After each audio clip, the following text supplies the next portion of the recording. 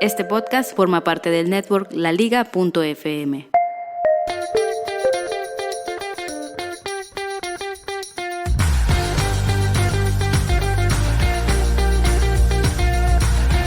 Hola, bienvenidos. Este es otro episodio de Aprendo Fotografía. Mi nombre es Javier González y bueno, acá estamos. Hoy estoy estrenando micrófono. Y estoy al aire libre en una plaza acá en la ciudad de Mendoza. Como siempre, en realidad no nos podemos ir muy lejos por el tema de la cuarentena, porque claro, seguimos en cuarentena. Y bueno, hoy, ¿qué les voy a contar? Hoy les voy a contar sobre formatos RAW, formatos DNG, diferencias, JPG, TIFF, a ver, un poco de todo sobre formatos en los que vas a grabar tus fotos. Bueno, les cuento que estoy en medio de un curso de Lightroom, que ya vamos por la tercera clase, curso online de Lightroom, y estoy por arrancar un nuevo curso de composición fotográfica y un nuevo curso de Photoshop, de edición en Adobe Photoshop, para principiantes. El de Photoshop es desde cero, así que si vos no tenés idea de Photoshop, no sabés ni cómo se usa, ni cómo se abre, ni qué podés hacer, bueno, si te interesa, metete en aprendofotografía.com, ahí tenés toda la info y arranca en septiembre, así que todavía tenés tiempo. Bueno, no sé si se escuchan los pájaros, yo creo que sí, pero bueno, no importa. Vamos a hablar de lo que tenemos que hablar hoy, que es de esto de los formatos. Un poco, a ver, formatos de grabación o de almacenamiento. Por un lado, los que tenemos disponibles en la cámara, ¿no? Los que tenemos disponibles en la cámara, ¿cuáles son? Básicamente RAW y JPG. A ver, mucha gente cuando dice formato RAW capaz como que sale un poco espantada porque dice, bueno, no sé con qué abrirlo, no sé cómo verlo, no lo puedo ver en la compu. Y por eso generalmente muchos principiantes cuando están arrancando y lo que hacen es, bueno, ponen la cámara en JPG, porque además el formato RAW como que pesa mucho, ocupa mucho y me llena rápido la tarjeta de memoria. Bueno, a ver, mal hecho, ¿no? Mal hecho. Yo cuando siempre en mis cursos lo que les digo, por más principiantes que sea, por más que no tengan ni idea, no tengan ganas, no les interese o no sepan cómo editar, cómo revelar una foto, que siempre almacenen sus fotos en la cámara en los dos formatos, en RAW y en JPG. ¿Por qué es esto? Si vos hoy no sabés editar o no te interesa editar, no quiere decir que el día de mañana no aprendas. Y cuando aprendas y cuando estés empezando, vas a ver y vas a valorar el tener tus fotos justamente en RAW. Bien, ¿cuál es la diferencia entre el RAW y el JPG? El RAW es un formato de mayor profundidad de color, es un formato sin compresión, es un formato que, a ver, hablando mal y pronto, digamos, es más rico, tiene más información, tiene toda la información que capturó la cámara. A ver, no vamos a entrar en mucho detalle, pero por cada canal tenemos más información, por el rojo, por el verde, por el azul, en vez de los 8 bits que tiene un JPG. El RAW puede llegar a tener 12 o 14 bits.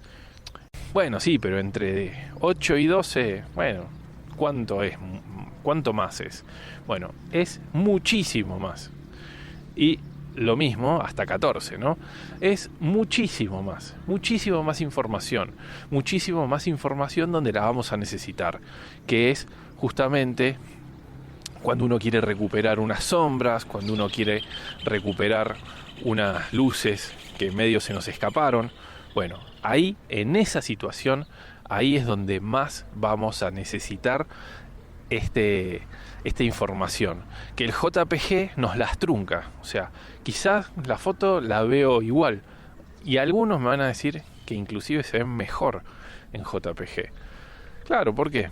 Porque el JPG es un formato que está, digamos, ya como maquillado, con todas las cositas que nos gustan, un poquito más de saturación, un poquito más de contraste, ahí los tonos un poco más subidos, más nitidez, que bueno, perfecto. Pero ¿qué pasa?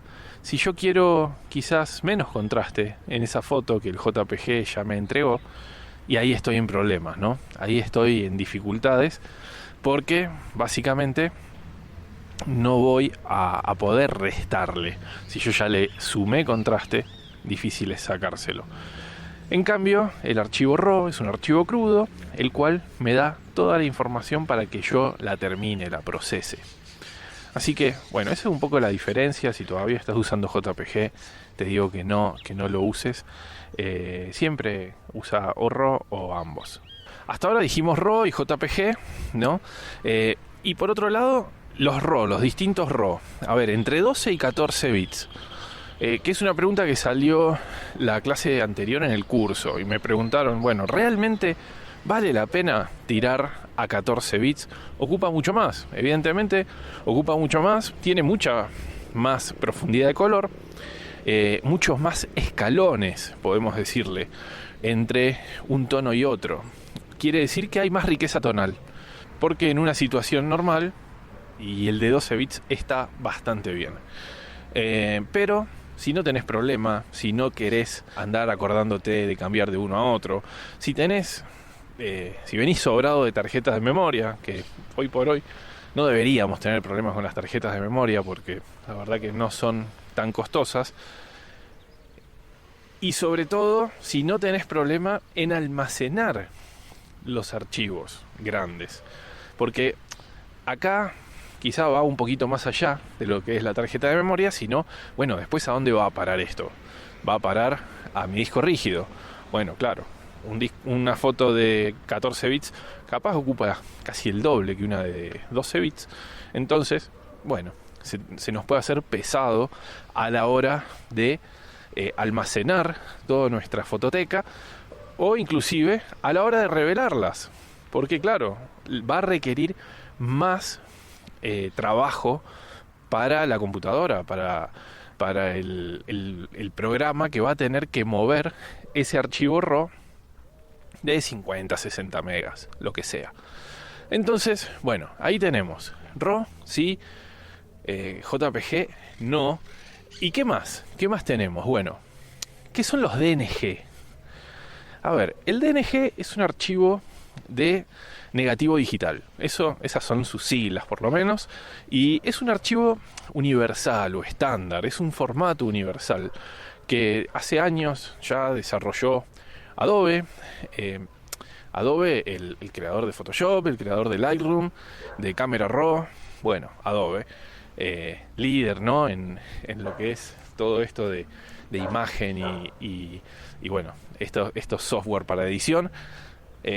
Lo desarrolló, pero a ver, al principio mucha gente se creía que bueno, no voy a convertir mis imágenes a DNG, porque al convertirlas a DNG me estoy atando, me estoy casando con Adobe. Y esto no es así, porque justamente el formato DNG es abierto. ¿Qué quiere decir esto? Que cualquier compañía, cualquier particular inclusive, puede escribir un programa, un código que lea, que escriba este tipo de archivos. La forma del maquetado del archivo, la forma de la estructura del archivo es abierta, es conocida, así que no es exclusiva de Adobe ni nada. Quiere decir que lo puedo usar, no tengo problema, no tengo ataduras para después estar eternamente ligado a Lightroom o a Photoshop. Entonces, saquémonos ese fantasma y pensemos a ver cuáles son los pros y los contras de usar un DNG en vez de usar el RAW original. El RAW original de la cámara tiene una contra bastante grande, que es que el formato es propietario de la cámara, de la marca de la cámara. Yo, por ejemplo, hago fotos con Nikon y mis archivos son .nef. Los que hacen fotos con Canon son CR2 y bueno, y así. Sony tiene otro formato, Fuji tiene otro formato, y cada uno tiene su estructura. El problema es que estos formatos requieren el intérprete que me lo da justamente la cámara, me lo da Nikon, me lo da Canon, me lo da Sony, me lo da la marca de la cámara, con el software que viene junto a ella. El problema es que surge cuando yo, por ejemplo, utilizo capaz alguna versión de algún software que no es actual, o cuando quizás yo le paso una foto mía a un colega que no tiene ese intérprete. Entonces ahí empiezan los problemas, ¿no? Ahí empiezan las dificultades. ¿Y qué más podría llegar a pasarnos en el futuro? Podría llegar a pasarnos que el archivo que yo hoy en 2020 leo sin ningún problema, cuando lo quiera leer dentro de 20 años, quizás no consigo ese intérprete para, no sé, la versión de Windows que haya en esa época, o de macOS que haya en esa época, o de lo que sea. ¿Por qué? Porque quizás, no sé, Nikon fundió, y dentro de 30 años, bueno, ya nadie se ocupó de darle soporte a esto. Bueno, ahí es donde podríamos estar en un problema, ¿no? Entonces, acá viene donde entra en juego la ventaja del formato universal, el formato que está soportado por este estándar. A ver, hasta ahora con lo que les dije, prácticamente que los tendría que haber convencido de que conviertan sus fotos a DNG. Hay un temita con el DNG que a mí no me gusta particularmente. El tema con el DNG que a mí no me gusta es que el archivo RAW es un archivo que lo genera la cámara y después siempre va a ser de lectura. O sea, cuando lo abro en la computadora va a leer el archivo, pero no hay una forma de que yo grabe sobre ese archivo, o sea, de que yo lo sobreescriba. Esto es muy bueno porque ¿saben en qué momento se corrompen los archivos? Cuando los grabamos, cuando los sobreescribimos. Entonces, de alguna forma, el no grabarlo, el no sobreescribirlo, me asegura que en alguna operación de lectura-escritura no lo voy a corromper, no lo voy a grabar en falso, digamos, y lo voy a perder. Eso es una ventaja del archivo del RAW, digamos. El DNG graba o permite, digamos, la escritura. ¿Por qué? Porque permite grabar los cambios, permite grabar la secuencia de modificaciones, permite grabarle vistas previas, permite un montón de cosas que son geniales, pero tienen esto, ¿no? Tienen este temita de la escritura. Que a ver, ¿no? Si somos prolijos, si somos, digamos, cuidadosos y tenemos una buena estructura de backup, después un día le voy a dedicar un episodio entero al tema del backup, que da para hablar largo. Si somos prolijos no deberíamos tener problema, porque esto nos pasa una vez cada 1.000.000, así que no debería haber drama. Pero bueno, esa es un poco la idea del DNG. Ahora, el DNG, a su vez, como todo, ¿no? Como si yo hoy quiero abrir un archivo de Word y es un archivo de hace unos años, lo voy a poder abrir, pero ¿qué pasa si yo quiero abrir un archivo que grabé hoy con Word 2020 en una computadora vieja que tiene un Word, no sé, qué sé yo, 95? No lo voy a poder abrir, ¿no? O sea, como que no hay retrocompatibilidad. Entonces, esto mismo pasa con el DNG. El DNG va evolucionando y no es hoy el mismo DNG que teníamos hace unos años. Siempre van a existir lectores hacia atrás de este tipo de formatos, justamente por lo que les decía, ¿no? Porque es un formato abierto, un formato soportado también por una comunidad. El tema es que tengo que saber en qué formato de DNG estoy grabando. ¿Por qué? Porque distintos softwares de distintas versiones leen o permiten interpretar, digamos, archivos DNG de distintas versiones.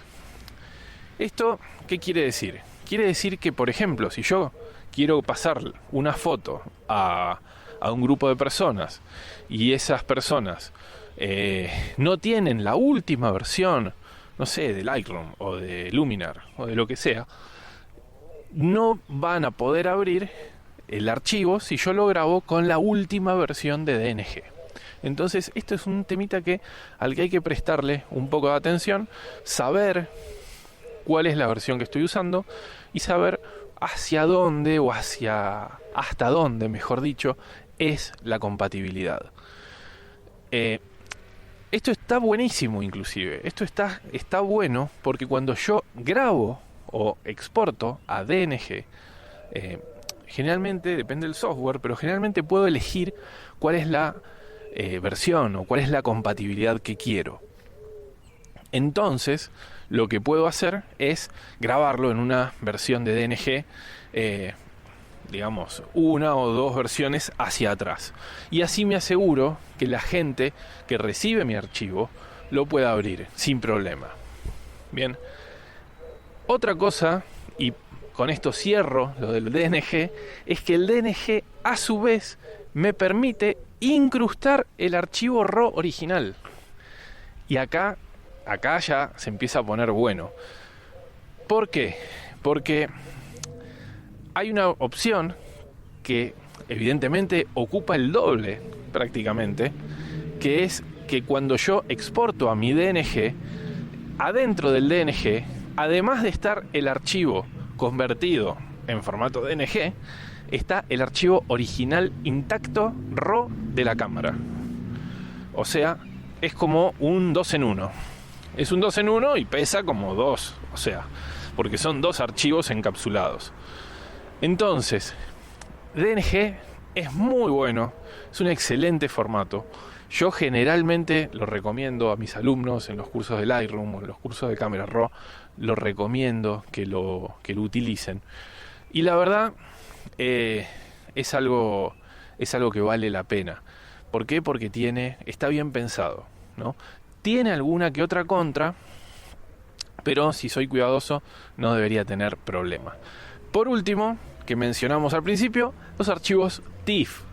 El archivo TIFF es un archivo con más riqueza, inclusive, o más capacidad de profundidad de bits que los RAW que hay hoy en día. Es un archivo que permite 16 bits de profundidad de color. Quiere decir que si yo tuviera algún problema o quisiera no utilizar ni, por ejemplo, ni el DNG ni nada, el archivo al que debería saltar es al TIFF. Es un archivo que va a pesar más, va a pesar inclusive más que el RAW. ¿Por qué? Porque tampoco tiene compresión, porque tiene todas las características, pero además tiene esta mayor profundidad de bits. Entonces, muchos fotógrafos utilizan este formato TIFF para archivo, para guardar sus fotos ya editadas, ya procesadas, con la máxima calidad. Entonces, esta es una alternativa que tiene su precio, pagamos su precio con el espacio que ocupa, pero a costa de la calidad va a costa del espacio, ¿no? Entonces no nos tenemos que quejar tampoco. Estos son básicamente los formatos que deberíamos considerar. Bien, y ojo, por último, para una impresión, para compartir en redes, para compartir en cualquier cosa, evidentemente el JPG. El JPG es un formato universal, totalmente universal, que lo abro con cualquier cosa, lo abro con el celular, lo abro con el tele, lo abro hasta con el lavarropas, capaz me puede leer un JPG. Así que cuando termino de editar y necesito compartir las fotos con alguien, publicarla en mi web, mandarla a imprimir, lo que sea, exporto a JPG, evidentemente en la calidad, en la resolución que necesito, y todo perfecto. Así que bueno, hasta acá llegaríamos con esto. De vuelta, los invito, si les interesa, pueden sumarse al curso de composición fotográfica, un curso de 6 clases que vamos a hacer en vivo por Zoom y que está buenísimo, la verdad, está buenísimo. Lo terminé de preparar hace ya unos meses y ya hicimos una edición y ahora se viene la segunda edición. Espero que se sumen. Y el de Photoshop para principiantes, nivel 1, para hacer los palotes en Photoshop.